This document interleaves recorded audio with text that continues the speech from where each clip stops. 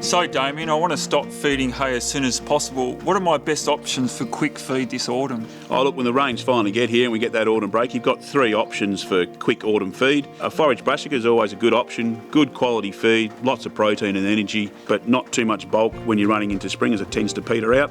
Another option is an annual ryegrass, a little bit more expensive in terms of seed, but good, quick, quality feed in late autumn and winter.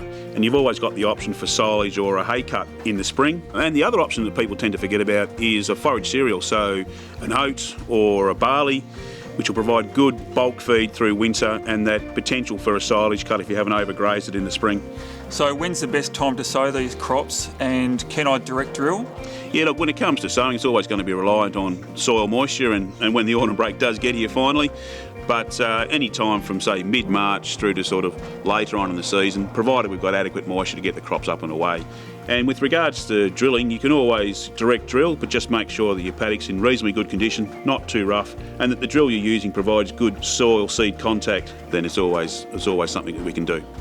And how quickly can I get on these crops to graze? Oh look, depending on what option you go with, slightly different times. The forage cereal and the annual ryegrass options will give you good feed for your first graze, somewhere it's sort of 6 to 8 weeks, and then rotationally graze from there.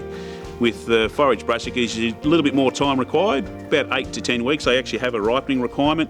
Be careful to introduce the stock slowly to the forage brassica, and you may need a little bit of extra fibre in the form of some hay just to provide that extra fibre which the forage rapes don't provide. I've heard cereals are high in fibre, not so good at finishing off stock? Yeah, look, absolutely true, Anthony. They are high in fibre, but they do provide a good amount of energy and bulk feed. And if you're using a forage rape or an annual ryegrass, plenty of protein, plenty of energy, not as much fibre. So an option to get around that is to actually blend some of those options together. An annual ryegrass with a forage cereal is always a good option, or even a forage brassica with an annual ryegrass, and that'll help balance those components in the diet and give you plenty of good feed early on this autumn and winter. So thanks, Damien. Looks like I've got some good options for when the rain comes in autumn. Well, let's hope the rain gets here soon and we can start sowing. Grow with confidence. Insist on the yellow bag. Barenbrug. Our seeds available at all quality outlets.